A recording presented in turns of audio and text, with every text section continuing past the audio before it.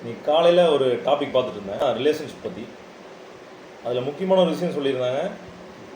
ஒரு ஹஸ்பண்ட் ஒய்ஃபோயோ இல்லை ஒய்ஃப் ஹஸ்பண்டையோ ஒரு நாளைக்கு 12 டைம் ஹக் பண்ணினாங்கன்னா அவங்க 2 பேர்த்துடைய சக்ஸஸ் ரேட்டும் ரொம்ப அதிகமாக இருக்குது அப்படின்னு. அதுக்கு காரணம் என்னென்னா ஆக்சிடோசின்னு ஒரு ஹாப்பி ஹார்மோன் ஆக்சிடோசின், அதுதான் காரணம்னு சொல்லியிருந்தாங்க.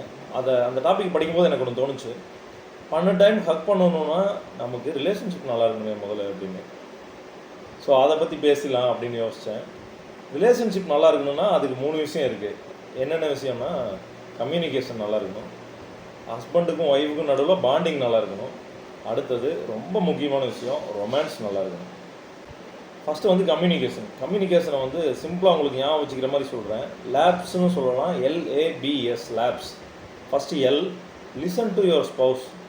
காது கொடுத்து கேட்கணுங்க. ஒய்ஃபாக இருந்தாலும் ஹஸ்பண்டாக இருந்தாலும் உங்கள் ஸ்பௌஸ் என்ன சொல்கிறாங்கங்கிறத காது கொடுத்து கேளுங்க, லிசன் பண்ணுங்கள், அதை அப்சர்வ் பண்ணுங்கள், அவங்க என்ன சொல்கிறாங்கங்கிறத புரிஞ்சுக்குங்க.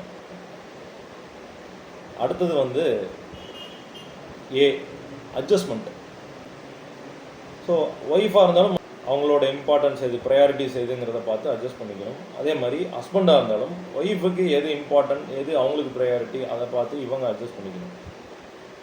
ஸோ காம்ப்ரமைசிங் ரிலேஷன்ஷிப்புக்கு ஒரு முக்கியமான விஷயம். அதுக்கு அடுத்தது வந்து பி ஹானஸ்ட். நம்ம பேசுகிற ஒவ்வொரு வார்த்தைகளும் அவங்கக்கிட்ட உண்மையாக இருக்கணும். ஹஸ்பண்ட் ஒய்ஃப்கிட்ட பேசுகிறப்பவும் ஒய்ஃப் ஹஸ்பண்ட்கிட்ட பேசுகிறப்பவும் உண்மையாக இருக்கணும். பி ஹானஸ்ட், அது ரொம்ப முக்கியம். அடுத்தது ஸ்பெண்ட் டைம். உங்களுக்கான நேரம் உங்கள் ஸ்பௌஸ் ஒதுக்குனாங்கன்னா உங்களுக்கு ரொம்ப மகிழ்ச்சியாக இருக்கும் இல்லைங்களா? அதே தான் உங்கள் ஸ்பௌஸுக்கும். நீங்கள் அவங்களுக்கான நேரம் ஒதுக்கும்போது அவங்களுக்கு ரொம்ப மகிழ்ச்சியாக இருக்கும். உங்கள் கம்யூனிகேஷன் நல்லா பில்ட் ஆகும் அந்த டைமில். ஆனால் அந்த கம்யூனிகேஷன் பில்ட் பண்ணுற டைமை எடுத்துக்கோங்க, டிஃப்ரென்சஸாக அந்த டைமில் பேசக்கூடாது. வேல்யூ டைமில் நமக்கான கருத்து வேறுபாடுகளை அதை அங்கே பேசிக்கக்கூடாது.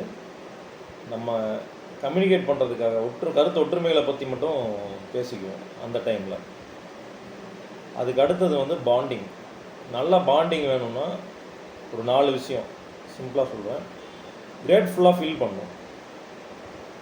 ஒய்ஃப் வந்து ஹஸ்பண்டுக்காக நிறைய விஷயம் செய்வாங்க, அதே மாதிரி ஹஸ்பண்டும் ஒய்ஃபுக்காக நிறைய விஷயம் செய்வாங்க வாழ்க்கையில். சின்ன சின்ன விஷயங்களாக இருந்தாலும் பெரிய விஷயங்களாக இருந்தாலும் நம்ம ஸ்பௌஸ் நமக்கு என்ன பண்ணுறாங்களோ அதுக்கு நம்ம வந்து கிரேட்ஃபுல்லாக இருக்கணும். கிரேட்ஃபுல்லாக நம்ம கிராட்டிடியூடோட சொல்கிறது கிடையாது, ஆனால் அதை ஃபீல் பண்ணுறது. So feeling grateful is important. அடுத்தது வந்து அப்சர்வ் அண்ட் காம்ப்ளிமெண்ட். ஸ்பௌஸ் வந்து அவங்கள கவனிச்சுட்டே இருக்கணும்.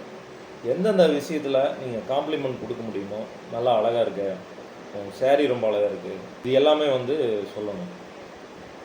அதே மாதிரி ஸ்மார்ட்டாக இருக்கீங்க, இன்றைக்கி இந்த ஷர்ட்டில் சூப்பராக இருக்கீங்க, இந்த மாதிரி காம்ப்ளிமெண்ட்ஸ், சின்ன சின்ன காம்ப்ளிமெண்ட்ஸ் கொடுத்துட்டே இருக்கணும்.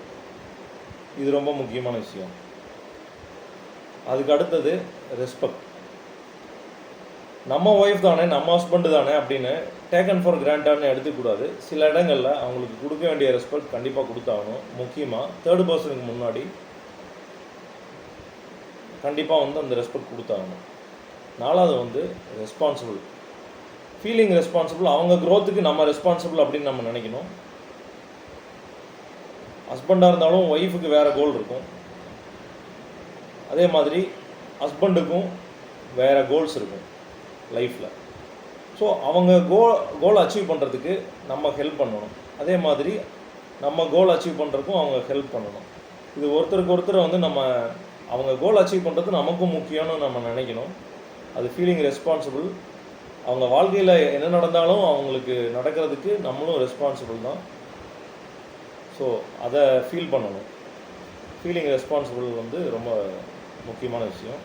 So GORR, grateful, observe and compliment, respect, responsibility.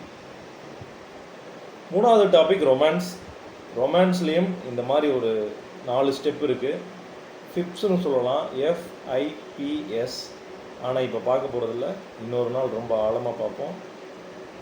அது வரைக்கும் தேங்க்யூ, பாய் பாய்.